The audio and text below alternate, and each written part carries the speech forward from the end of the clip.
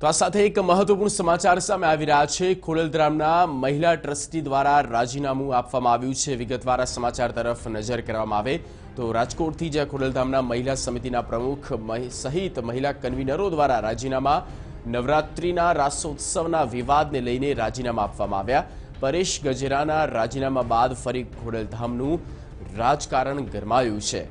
ખોડલધામના મહિલા સમિતિના પ્રમુખ અને સાથે જ તેમની આખી જે પેનલ છે તેમના સમિતિના જે સભ્યો છે ખાસ કરીને તમામ મહિલા સભ્યો તેમના દ્વારા રાજીનામું આપી દેવામાં આવ્યું છે અને રાજીનામું આપવા પાછળનું કારણ કે નવરાત્રિના રાસોત્સવના જે વિવાદ થયા હતા અને વિવાદને કારણ આગળ ધરવામાં આવ્યું છે અને વિવાદનો મુદ્દો બનાવી તમામ એ મહિલા કન્વીનરો જે સમિતિના પ્રમુખની પેનલમાં છે તેમના દ્વારા રાજીનામું આપી દેવામાં આવ્યું છે।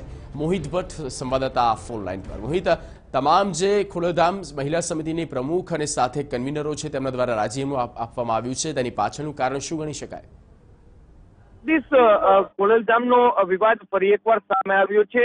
છેલ્લા ઘણા સમયથી જ્યારથી પરેશ ગજેરાએ રાજીનામું આપ્યું ત્યારથી ખોડલધામમાં સતત વિવાદ ચાલતો આવ્યો છે અને વધુ એક વિવાદ સામે આવ્યો છે। જે રીતે ખોડલધામની જે મહિલા સમિતિ છે તેમના શર્મિલાબેન પટેલ, જાગૃતિબેન સહિતના જે તમામ કન્વીનરો છે તેમના દ્વારા અત્યારે રાજીનામું ધરી દેવામાં આવ્યું છે। જે રીતે માહિતી મળી છે કે નવરાત્રીના રાસોત્સવ દરમિયાન જે વિદ્યાર્થી સમિતિ છે તેને સાથે અણબનાવ બન્યો હતો અને આ જ વાત લઈને ઘણા સમયથી વિવાદ ચાલી રહ્યો હતો અને આ વિવાદના અંતે આજે જે તમામ કન્વીનરો છે તેમના દ્વારા રાજીનામા આપી દેવામાં આવ્યા છે। જગદીશ, સ્વાભાવિક છે કે છેલ્લા ઘણા સમયથી જ્યારથી વિદ્યાર્થી સમિતિ ખોડલધામમાં સક્રિય થઈ છે અને ત્યારથી જે વિવાદનો મસકૂરો છે તે છેડાયો છે અને તેને લઈને જ વધુ એક વિવાદ સામે આવ્યો છે।